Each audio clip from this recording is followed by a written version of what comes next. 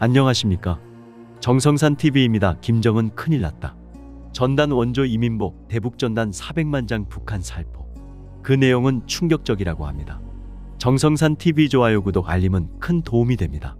후원해주시는 고마운 모든 분들께 가열차게 멸공.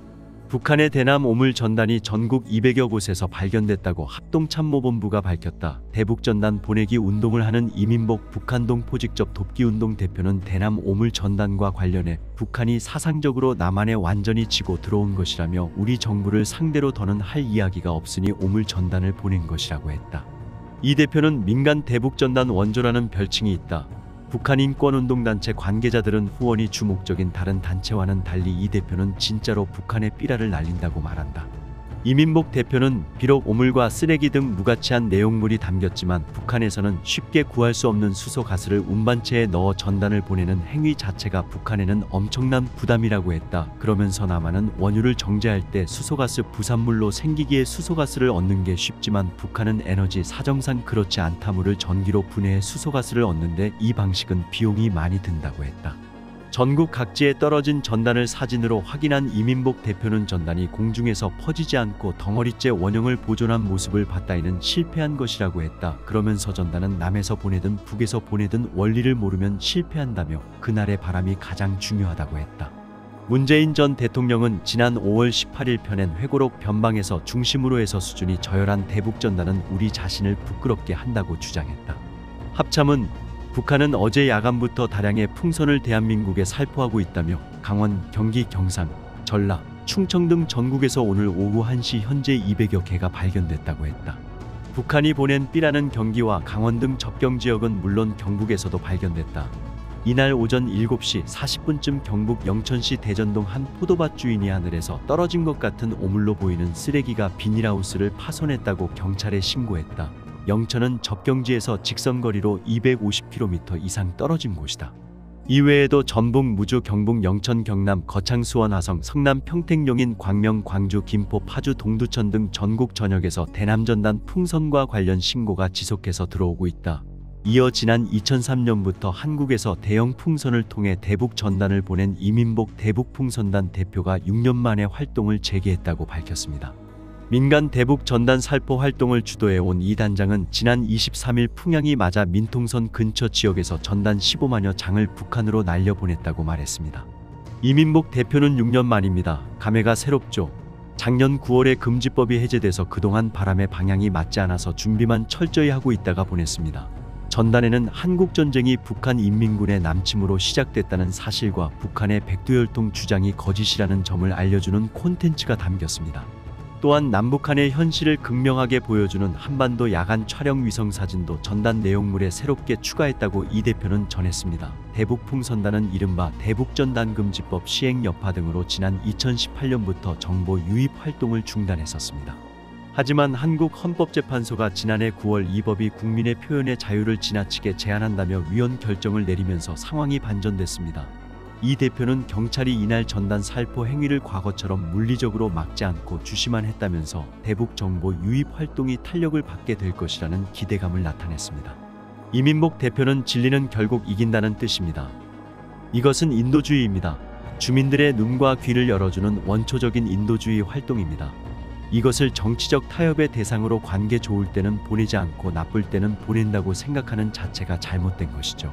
이 대표는 보유한 트럭 2대를 모두 동원하면 1회에 전단 수백만 장도 보낼 수 있다며 앞으로도 계속 북한 주민들만을 바라보며 조용히 대북 정보 유입 활동을 펼칠 것이라고 말했습니다. 또한 대북 기독교 선교단체도 최근 북한에 전단과 성경을 보내는 활동을 재개한 것으로 알려졌습니다. 이 단체는 그러나 비공개를 원칙으로 한다며 말을 아꼈습니다. 이런 가운데 페트병에 쌀과 USB, 미화 1달러 지폐 등을 넣어 서해를 통해 북한으로 보내는 활동을 펼치는 민간단체 노체인은 최근 처음으로 홍보 영상을 제작해 공개했습니다. 어디가 북한이에요? 저쪽입니다. 북한에서 기다리는 사람이 있지 않나. 한 사람이라도 주어서 그 안에 있는 게 조금이라도 보탬이 되면 그 이상 더 바랄 게 없습니다. 북한 15호 요덕관리소 정치범 수용자 출신인 이 단체의 정광일 한국지부장은 25일 VOA의 대북 정보 유입 활동이 재개됐다는 것을 세상에 알리고 싶었다고 말했습니다. 정광일 지부장은 전임 정부가 못하게 하니까 사람들이 많이 움츠렸죠. 기부 자체를요. 자기네가 기부하면 위법이 될까 봐 무서워서 잊히기도 했고요. 정 지부장은 특히 지난해 목선을 타고 서해를 통해 망명한 황해도 출신 두 일가족을 면담한 결과 그들이 페트병을 통해 쌀과 정보를 받은 경험이 있다는 것을 확인하고 더욱 힘을 얻게 됐다고 전했습니다. 정광일 지부장은 쌀은 인도주의 지원이고 USB나 콘텐츠 보내는 것은 인권운동이죠. 우리가 보내는 콘텐츠 자체가 연출된 게 아니고 탈북민의 일상생활을 그대로 찍어서 보내는 것입니다. 강요된 삶이 아니라 자유롭게 살고 있다는. 그것을 북한 정권이 엄청 두려워하는 부분입니다. 그래서 아내가 지금 잘못된 삶을 살고 있다는 것을 깨우쳐주는 거죠. 과거 한국의 대북전단금지법에 우려를 나타냈던 미국의 인권 전문가들은 이들 단체의 활동 재개 소식을 반겼습니다. 세계 70여 개 민간단체와 개인 활동가들이 연대한 북한자유연합의 수전 숄티 의장은 아주 좋은 소식이라며 진실이 북한 주민들을 자유롭게 할 것이라고 말했습니다. 김정은은 주민들이 남한과 외부 세계에 대해 알지 못하도록 필사적으로 막으려 했기 때문에 대북 정보 유입은 절대적으로 중요하다는 것입니다. 숄티 의장은 그러면서 북한 주민들은 단지 식량에만 굶주린 것이 아니라 알고 싶은 정보에도 굶주려 있다면서 이러한 활동을 더 장려해야 한다고 강조했습니다. 과거 대북전단금지법 시행에 대해 국민의 기본권 침해라며 비판했던 휴먼라이츠 워치의 존 시프턴 아시아 옹호 국장도 다행스러운 일이라고 말했습니다.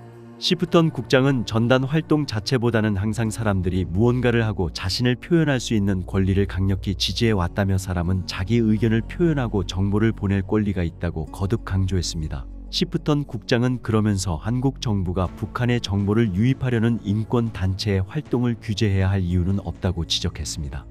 하지만 전달수단 측면에서는 전단이나 페트병보다는 대북 방송과 새로운 기술을 활용하는 것이 더 효율적일 수 있을 것이라고 덧붙였습니다. 미국의 동북아 전문가인 고든 창 변호사는 전임 문재인 정부가 대북 전단을 보내는 것을 금지하는 법을 제정했던 때와 비교하면 최근 상황은 많은 진전을 보여준다고 평가했습니다. 창 변호사는 다행히 한국 헌법재판소가 이 법을 뒤집어 탈북민들이 다시 전단을 담은 풍선을 날려 보낼 수 있게 됐다며 이러한 활동의 재개는 유익한 것이라고 말했습니다. 앞서 한국 정부는 지난 2020년 군사분 개선 일대에서의 전단 살포 등을 금지하는 내용을 담은 남북관계발전법 개정안 일명 대북전단 살포금지법을 공포했습니다. 당시 한국 외교부는 인권은 타협할 수 없는 가치로서 어느 가치보다도 존중하고 있다며 그럼에도 불구하고 이번 법률 개정안은 접경지역 주민들의 안전을 보호하기 위한 최소한의 조치라는 점도 또한 동시에 강조한다고 밝혔습니다. 정성산TV 좋아요, 구독, 알림은 큰 힘이 됩니다. 후원해주시는 모든 분들께 가열차게 멸공.